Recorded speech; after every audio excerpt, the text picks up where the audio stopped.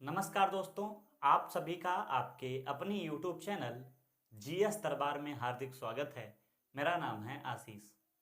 दोस्तों, जैसा कि आप सभी को पता है कि मैंने पिछले वीडियो के माध्यम से आप सभी को बताया था कि हम लोग जो है इतिहास को पुनः जो है शुरू करेंगे। और उसके पहले हमने ये भी बताया था आप सभी को कि हम लोग जो जितना अभी तक बंदा बहादुर तक पढ़ा था उसको एक बार रिवाइज करेंगे और उसके बाद में पुनः आगे हम लोग पढ़ना शुरू करेंगे। तो आज इस वीडियो के माध्यम से हम लोग जो है यूरोपियों का भारत में आगमन चैप्टर का जो है कह सकते हो बहुत ही शार्ट तरीके से पूरा रिवीजन करेंगे। इसके बाद में अगला वीडियो के माध्यम से हम लोग जो है मुगलों के पतन के बारे में, फिर सिख के बारे में, इस तरीके से पढ़ते हुए बंदा बहादुर तक पहुंचेंगे और उसके बाद में फिर हम लोग जो है उसको विस्तृत रूप से पढ़ना शुरू करेंगे। तो आइए आज शुरू करते हैं यूरोपियों का भारत में आगमन। यूरोपियों का भारत में आगमन। भारत में आगमन देखो, इसको मैंने बहुत ही अच्छे तरीके से, बहुत ही डीपली तरीके से जो है पढ़ाया है। मैं इसकी डिस्क्रिप्शन में इसकी लिंक दे दूंगा, आप वहां से इसको विस्तृत रूप से पढ़ सकते हैं। और इसको 60 तरीके से कह सकते हो रिवाइज करने के लिए मैं इस वीडियो को बना रहा हूं। तो शुरू करते हैं। देखो, यूरोपियों का भारत में आगमन, सबसे पहले कहाँ से क्वेश्चन बनते हैं वो समझ लेते हैं। यूरोपियों के अगर क्रम की बात करें, कौन कौन सी कंपनियां आई, तो सबसे पहले पुर्तगाली आए थे। पुर्तगाली के बाद में डच आए, उसके बाद में ब्रिटिश आए, ब्रिटिश के बाद में डेनिश आए और डेनिश के बाद में फ्रांसीसी, और सबसे लास्ट में जो आए स्वीडिश। ये तो इनके आने का क्रम है। और यही अगर पूछ लिया कंपनी कैसे स्थापित हुई थी, तो सबसे पहले पुर्तगालियों ने अपनी कंपनी लगाई। इसके बाद में अब यहां पे ध्यान देना है, आने के क्रम में डच पहले आए थे और कंपनी लगाने में क्रम में जो है ब्रिटिश पहले कंपनी लगाते हैं, ब्रिटिश, उसके बाद में डच, फिर डेनिश, फिर फ्रांसीसी और सबसे लास्ट में स्वीडिश। ये तो इनके आने का क्रम है और कंपनी लगाने का क्रम है। अब ये आए क्यों थे इसके बारे में हम लोग जान लेते हैं। देखो, मैंने विस्तृत रूप से पढ़ाया है आपको, मैं यहाँ पे कहानी के रूप में समझाता जाऊंगा और पूरी कहानी को समझते हुए चलेंगे, और जो पॉइंट मेन होंगे मैं उसको बोर्ड पे लिखता चला जाऊंगा। देखो, यूरोप से भारत के व्यापारिक मार्ग पहले भी थे। दो व्यापारिक मार्ग थे, एक तो स्थलीय और दूसरा जलीय। स्थलीय की बात करें तो टर्की से होता हुआ ईरान, इराक, अफगानिस्तान, फिर पाकिस्तान, फिर भारत के लिए था, ये था स्थलीय मार्ग। और जलीय मार्ग की बात करें तो फारस की खाड़ी से होता भूमध्य सागर, काला सागर, लाल सागर, और फिर फारस की खाड़ी से होता हुआ अरब सागर के लिए था। ये दो व्यापारिक मार्ग थे और बहुत ही अच्छे तरीके से यूरोपीय देश इस दोनों व्यापारिक मार्ग से जो है व्यापार कर रहे थे। परंतु ऐसा क्या हुआ कि ये व्यापारिक मार्ग बंद हो गए। तो सबसे पहले स्थलीय मार्ग की बात करेंगे। तो जो स्थलीय मार्ग था उस पर जो है कह सकते हो बीच में एक स्थान पड़ता है कुस्तुनतुनिया, और उस पर कब्जा कर लिया था टर्की लोगों ने। तो वो वाला मार्ग जो है बंद हो गया, क्योंकि टर्की लोगों ने जो है या तुर्की लोगों ने कुस्तुनतुनिया पर अधिकार कर लिया, तो उधर वाला व्यापारिक मार्ग उन्होंने बंद कर दिया। अब ऑप्शन बनता है कि जलीय मार्ग से व्यापार करें, और जलीय मार्ग में आप सभी को पता है कि जलीय मार्ग में उधर से अरब वाले भी व्यापार कर रहे थे। अरब वासियों ने इतना ज़्यादा टैक्स बढ़ा दिया कि इधर से भी व्यापारिक मार्ग बंद हो गए। अब जो है निगेटिव थिंकिंग पूरे यूरोप में फैल गई कि अब व्यापार तो होगा नहीं, क्योंकि उनका मेन बिजनेस था यही कच्चा माल ले जाते वहाँ थे, वहाँ पे इसको जो है प्रोडक्ट बनाते थे, फिर बेचते थे अलग अलग स्थानों पे। अब तो कच्चा माल प्राप्त नहीं होगा। अब आपके दिमाग में आ रहा होगा कि ऐसा क्या कच्चा माल था तो यहाँ से उनको ज़्यादा प्रॉफिट होता था। तो देखो, एक चीज़ समझिए कि यूरोप में जो है बहुत ठंडा क्षेत्र है यूरोप, पहली बात, क्योंकि उत्तरी एशिया क्षेत्र वाले में पड़ता है, या एशिया नहीं कहोगे, उत्तर जो है उत्तर में पड़ता है, उत्तरी गोलार्ध में, और बहुत ही ऊपर जो है उत्तरी गोलार्ध में है, जिसके चलते वहाँ पे ठंडा क्षेत्र रहता है और वहाँ पे मांस लोग ज़्यादा खाते हैं। मांस को ज़्यादा दिन तक सुरक्षित रखने के लिए कच्चे मसालों की आवश्यकता पड़ती है, और प्लस मांस खाएंगे तो उसको स्वादिष्ट बनाने के लिए भी मसालों की आवश्यकता पड़ेगी। तो कच्चा माल इसलिए ज़रूरी था। अब कच्चा माल यहाँ से जाएगा नहीं, तो भैया क्या हो गया, वहाँ पे यूरोप में बहुत ज़्यादा निगेटिव थिंकिंग फैल गई। कुस्तुनतुनिया एक ऐसा क्षेत्र था जहाँ पे कह सकते हो धार्मिक लोग रहते थे। धार्मिक लोग जैसे पहुँचे, दांते हो गए, ये सब वहाँ पे रस्तु थे। ये लोग पहुँचे मध्य यूरोप में, और वहाँ पे अलग अच्छे अच्छे लेख लिखे, जिन लेखों के माध्यम से वहाँ पे क्रांति आई एक, या उसको बोल सकते हो पुनर्जागरण हुआ। तो एक पॉइंट तो आप ये याद रख सकते हैं कि 1453 में कुस्तुनतुनिया पर अधिकार किसका हुआ? तो टर्की या तुर्की लोगों का हुआ। अब क्या हुआ, उन्होंने बहुत ज़्यादा, जितने ये दांते थे, अरस्तु थे, मार्टिन लूथर थे, इन लोगों ने बहुत ज़्यादा मोटिवेट किया लोगों को कि जाओ और व्यापार करो जाके, अभी हमारा जीवन समाप्त नहीं हुआ है। लोगों ने व्यापार करना शुरू किया। उसमें एक राजा का नाम बहुत ज़्यादा पूछा जाता है, जिसका नाम था प्रिंस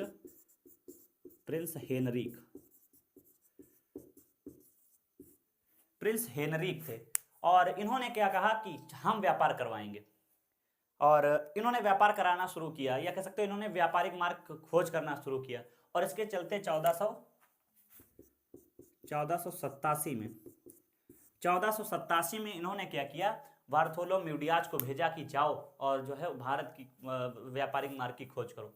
और ये सबसे कह सकते हो उत्तर जो अफ्रीका वाला क्षेत्र पड़ता है, यहाँ पे जैसे अफ्रीका है, यहाँ पे तो यूरोप है, यहाँ पे एक क्षेत्र पड़ता है केप ऑफ गुड होप, वहाँ तक जो है बार्थोलोम्यू डियाज पहुँच पाया। उसके आगे नहीं जा पाया, तो उसका नाम उसने कह सकते हो रखा था केप ऑफ गुड होप, या कह सकते हो उत्तर माशा अंतरीप, आशा अंतरीप नाम रखा था। उसके बाद में 1400 समय आता है 1492 का, जब कोलंबस को भेजा जाता है एशिया में भारत की खोज करने, पहुंच जाता है गलती से अमेरिका, और 1492 में कहा जाता है कोलंबस ने अमेरिका की खोज की। इसके अलावा फिर 1498 में वास्को डिगामा भारत आता है। वास्को डिगामा कहाँ आता है? भारत आता है। और उसने कह सकते हो यूरोप से भारत के लिए समुद्री मार्ग या व्यापारिक मार्ग की खोज की थी। इस तरीके से फिर यहाँ पर व्यापार शुरू हो गया था। आप कभी कभी वास्को डिगामा से क्वेश्चन पूछ लिए जाते हैं कितने कब भारत आया, तो देखो एक 1498 में आया, 1502 में आया और 1524 में आया। और 1524 में आया था तो इसे जो है यहाँ का वायसराय बना दिया गया था, और वायसराय बनकर ही इसकी यहाँ पे मृत्यु हो जाती है, और यहीं पे इसकी मजार भी है। इस तरीके से वास्को डिगामा के बारे में क्वेश्चन पूछा जा सकता है। अब कभी कभी पूछ लिया जाता है वास्को डिगामा जब भारत आया था तो उस समय जो है इसका ब्रिटेन का पुर्तगाल का जो है शासक कौन था। तो अगर पूछ लिया जाए कि वास्को डिगामा जब भारत आया था उस समय पुर्तगाल का शासक कौन था, तो इनैमुअल प्रथम, ये उस समय जो है शासक था। इस तरीके से वास्को डिगामा से क्वेश्चन बनते हैं। इसके अलावा और भी क्वेश्चन बनते हैं, उसको मैं थोड़ा बता देता हूं बोर्ड पे कि क्या क्या क्वेश्चन इनसे बन सकते हैं पुर्तगालियों से। अगर आप सभी को वीडियो अच्छा लग रहा है तो आप सब वीडियो को लाइक करें, और अगर चाहते हैं तो आप अपने दोस्तों को भी भेज सकते हैं इसकी लिंक। देखो आप समझें, अब जो है क्वेश्चन पॉइंट एक ये बनता है, एक नाम आता है अल्मीडा का, फ्रांसिस्को डी अल्मीडा नाम था पूरा, चलो हम अल्मीडा लिखे देते हैं, अल्मीडा। यह जो है प्रथम गवर्नर था। क्वेश्चन यहां से बन सकता है कि पुर्तगालियों का प्रथम गवर्नर कौन था, तो फ्रांसिस्को डी अल्मीडा था। इसने एक नीति अपनाई थी, कौन सी नीति अपनाई? शांत जल की नीति, या ब्लू वाटर पॉलिसी बोला जाता है, शांत जल की नीति। अब शांत जल की नीति क्या थी, मैंने डिस्क्रिप्शन में उसकी लिंक दे दी है, आप वहां से जान सकते हैं। इसके अलावा एक और नाम जुड़ता है अल्बुकर्क का, अल्बुकर्क, और आप सभी इसके नाम से परिचित होंगे कि इसे जो है पुर्तगाली साम्राज्य का वास्तविक संस्थापक कहा जाता है। तो ये वास्तविक संस्थापक था। और इससे एक और क्वेश्चन बनता है, इसने आदिल शाह से क्या छीना था? गोवा जीता था। इसके अलावा एक और नाम जुड़ता है पुर्तगालियों में, Nuno da Cunha, Nuno da Cunha. और इसके समय इसने जो है अपनी राजधानी कोचीन से कहाँ स्थानांतरित की? गोवा स्थानांतरित की। देखो वास्को डिगामा से एक और कभी कभी क्वेश्चन पूछ लिया जाता है किस जहाज से आया था, तो साओ गैब्रियल से आया था। तो मैंने सब वीडियो में बताया, मैं सिर्फ एक कह सकते हो फर्स्टली जो है आपका रिवीजन करा रहा हूँ। तो क्वेश्चन कह सकते पॉइंट क्या बन सकते हैं, या पेपर में क्वेश्चन आ सकते हैं कि प्रथम गवर्नर कौन था पुर्तगालियों का, तो अल्मीडा था, इसने शांत जल की नीति अपनाई। अल्बुकर्क को जो है पुर्तगाली साम्राज्य का वास्तविक संस्थापक माना जाता है, और इसी ने जो है गोवा जीता था। बाकी मलक्का, होमुर्ज, बंदरगाह पर भी इसने कब्जा किया था। नीनो डी कुन्हा की बात करें तो इसने अपनी राजधानी कोचीन से गोवा स्थानांतरित की थी। आगे बात करें, एक और पॉइंट आप सभी लोग समझ लें, कार्य पद्धति। कार्य पद्धति ये क्या था? तो ये कार्य पद्धति में एक था कार्टेल, ये या कार्टेल कह सकते हो। ये देना पड़ता था कोई भी, अगर जैसे मान लो ये भारत वाला क्षेत्र है, अगर यहाँ से कोई समुद्री अब कह सकते हो जहाज आता है, अगर भारत में प्रवेश करेगा तो उसको कार्टेल लेना पड़ेगा या कार्ड लेना पड़ेगा। किससे? तो गवर्नर से। किससे? गवर्नर से, पुर्तगाली गवर्नर से।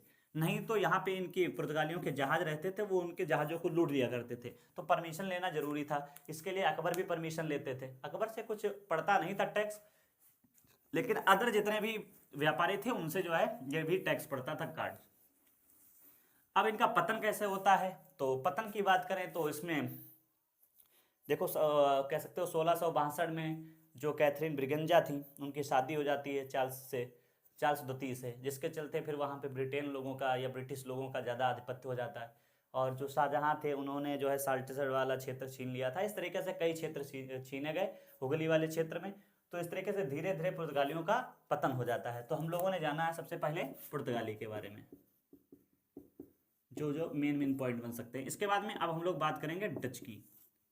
देखो, अगर आपको पुर्तगाली में कुछ डाउट है तो आप कमेंट करके पूछ लीजिएगा, और मुझे लगता है कि ये जो मैंने डिस्क्रिप्शन में आपको लिंक दिए है वहां से पुर्तगालियों के बारे में आप जानेंगे तो कोई भी आपके डाउट नहीं रहेंगे। अब बात करें डच की, तो सबसे पहले बात आती है कि डच ये कहाँ के निवासी थे। तो डच जो है, चलो हम इसको अलग ही लिखे देते हैं, पुर्तगाली साफ करके। डच सबसे पहले बात करें तो ये नीदरलैंड के निवासी थे, नीदरलैंड के निवासी थे। और देखो, भारत में यूरोपीय लोग जो है ज्यादा पुर्तगाली लोगों का आधिपत्य पूरा था।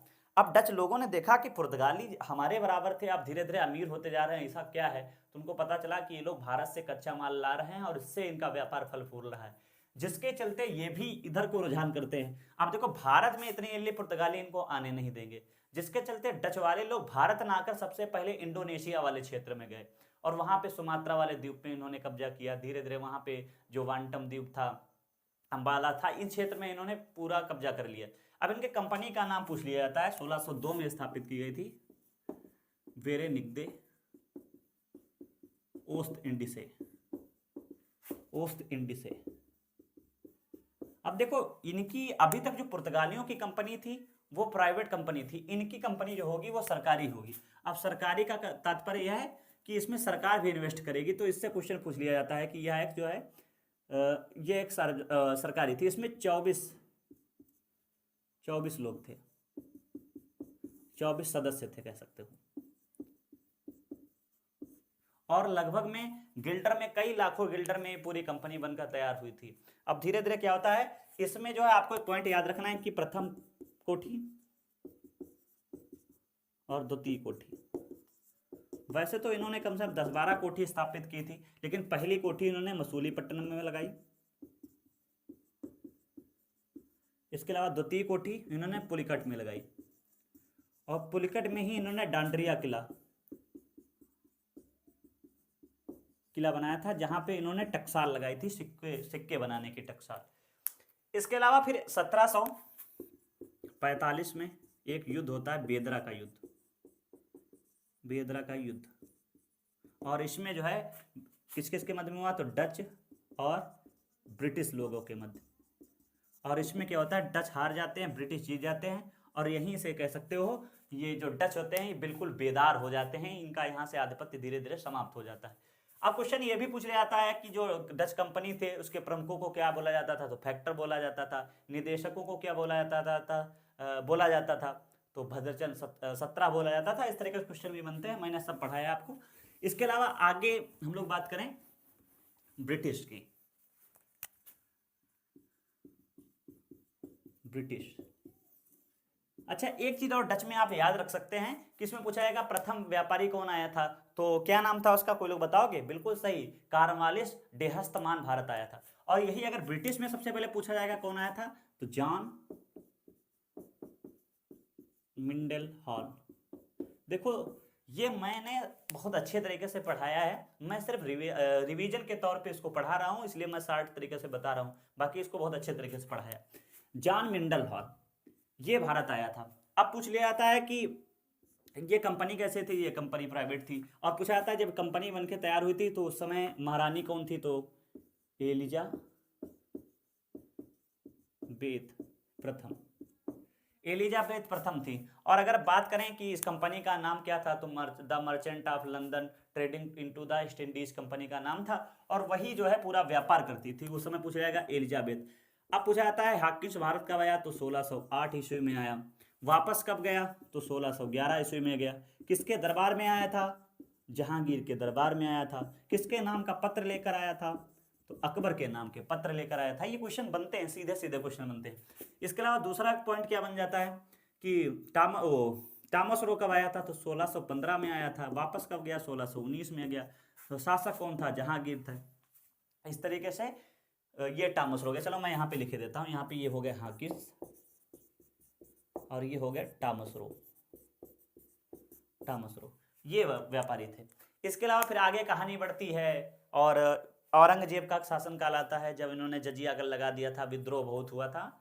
इसके बाद में एक पॉइंट और आप याद रखना चाहिए आपको कि 1662 का समय आता है, तब जो है बंबई दहेज में दे दिया जाता है।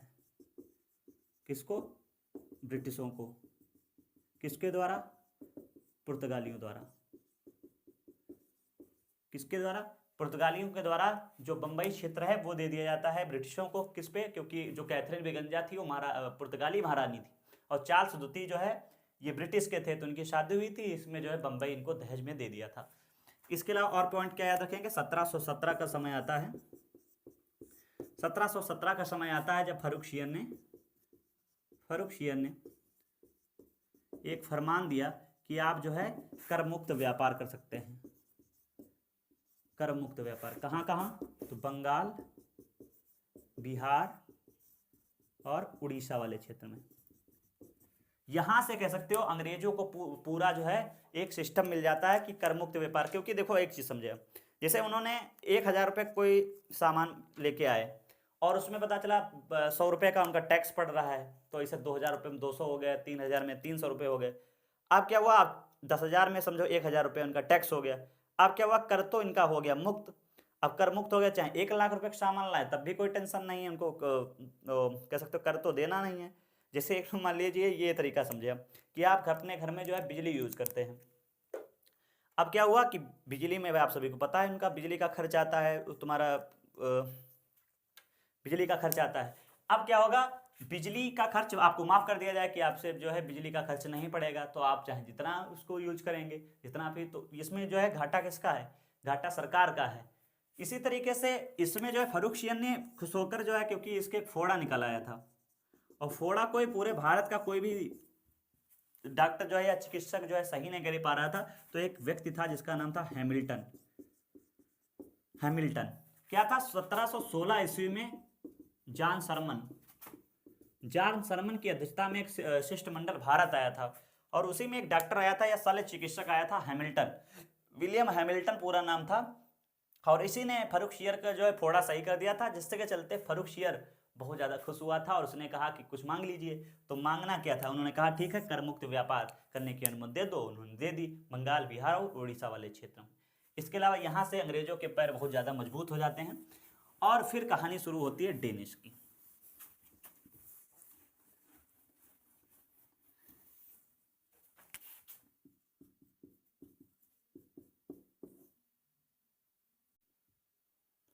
तो ये डेनिश जो थे ये भी जो है यूरोपीय थे, इन्होंने भी काम देखा था ब्रिटिशों का, या कह सकते हो पुर्तगालियों का, डचों का। तो ये भी भारत आए थे। तो पूछा जाता है ये कब आए थे, तो 1616 ईस्वी में ये भारत आए। इसके अलावा इन्होंने प्रथम कोठी या फैक्ट्री कह सकते हो, प्रथम कोठी इन्होंने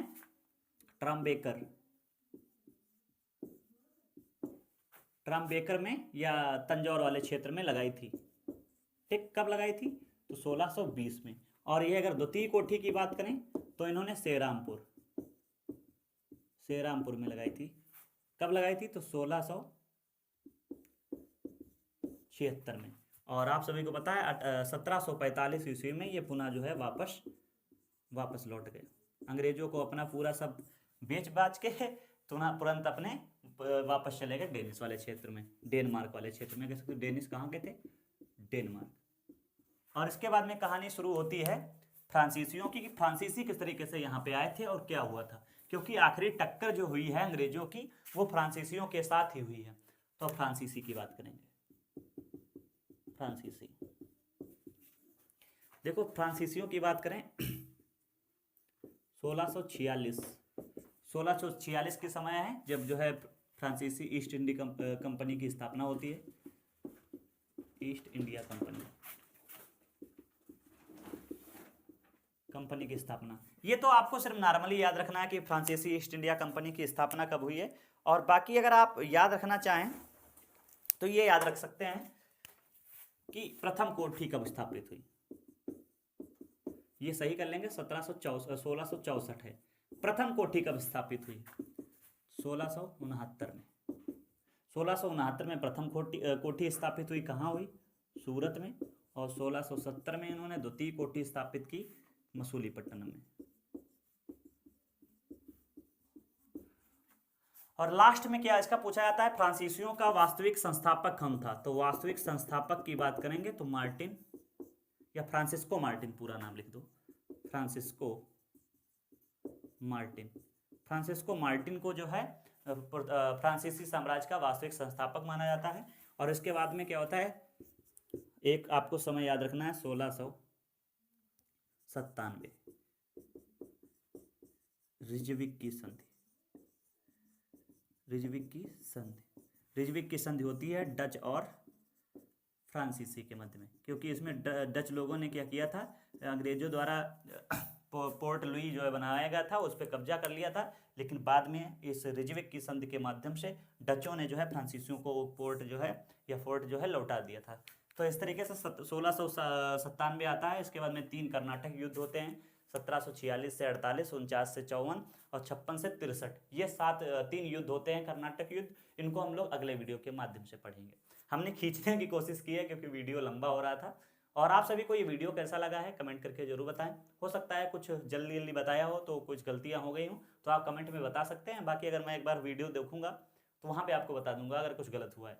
तो आप सभी को ये वीडियो कैसा लगा है कमेंट करके जरूर बताएं। अब की बार बहुत दिन से कह सकते हो, लगभग में 1-1.5 महीने बाद मैंने वीडियो बनाया है, तो जल्दी करने होने की कोशिश हो गई है, कोई बात नहीं। आप सभी को ये वीडियो कैसा लगा है कमेंट करके जरूर बताएं। धन्यवाद।